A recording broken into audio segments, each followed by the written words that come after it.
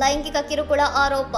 ಕಂದಾಯ ನೌಕರನಿಗೆ ಚಪ್ಪಲಿಯಿಂದ ಥಳಿಸಿದ ಸಂತ್ರಸ್ತ ಮಹಿಳೆ ಮತ್ತು ಸಂಬಂಧಿಕರು. ಮಹಬೂಬಾಬಾದ್ ಜಿಲ್ಲೆಯಲ್ಲಿ ಭೂ ಪರಿಹಾರಕ್ಕಾಗಿ ಅಲೆಯುತ್ತಿದ್ದ ವಿಧವೆ ರೈತ ಮಹಿಳೆಯೊಬ್ಬರಿಗೆ ಲೈಂಗಿಕ ಕಿರುಕುಳ ನೀಡಿದ ಆರೋಪದ ಮೇಲೆ ಕಂದಾಯ ಇಲಾಖೆಯ ಅಟೆಂಡೆಂಟ್ಗೆ ಸಾರ್ವಜನಿಕವಾಗಿ ಚಪ್ಪಲಿಯಿಂದ ಥಳಿಸಲಾದ ಘಟನೆ ಭಾನುವಾರ ನಡೆದಿದೆ.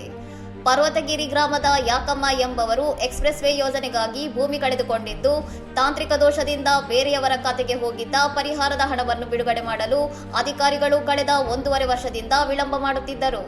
ಈ ಕೆಲಸ ಮಾಡಿಕೊಡುವುದಾಗಿ ನಂಬಿಸಿದ್ದ ಅಟೆಂಡೆಂಟ್ ಮುರಳಿ ಮಹಿಳೆಗೆ ನಿರಂತರ ಲೈಂಗಿಕ ಕಿರುಕುಳ ನೀಡಿದ್ದಲ್ಲದೆ ಮೇ 30ರಂದು ಲಿಫ್ಟ್ ಕೊಡುವ ನೆಪದಲ್ಲಿ ನಿರ್ಜನ ಪ್ರದೇಶಕ್ಕೆ ಕರೆದೊಯ್ದು ದೌರ್ಜನ್ಯಕ್ಕೆ ಯತ್ನಿಸಿದ್ದಾನೆ ಎಂದು ಆರೋಪಿಸಲಾಗಿದೆ.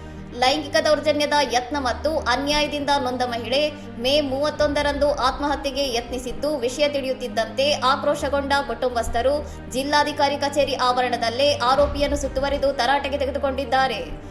ಕಚೇರಿ ಆವರಣದಲ್ಲೇ ಆರೋಪಿಯನ್ನು ಚಪ್ಪಲಿ ಮತ್ತು ಪೊರಕೆಗಳಿಂದ ಹಿಗ್ಗಾಮುಗ್ಗ ಥಳಿಸಿದ ದೃಶ್ಯದಿಂದಾಗಿ ಭಾರೀ ಉದ್ವಿಗ್ನ ಪರಿಸ್ಥಿತಿ ನಿರ್ಮಾಣವಾಗಿತ್ತು. ಕೂಡಲೇ ಸ್ಥಳಕ್ಕಾಗಮಿಸಿದ ಪೊಲೀಸರು ಸಾರ್ವಜನಿಕರ ಕೈಯಿಂದ ಆರೋಪಿಯನ್ನು ರಕ್ಷಿಸಿ ಠಾಣೆಗೆ ಕರೆದೊಯ್ದು ಸಂತ್ರಸ್ತ ಮಹಿಳೆಯ ದೂರಿನ ಮೇರೆಗೆ ಪ್ರಕರಣ ದಾಖಲಿಸಿಕೊಂಡು ತನಿಖೆ ಮುಂದುವರಿಸಿದ್ದಾರೆ.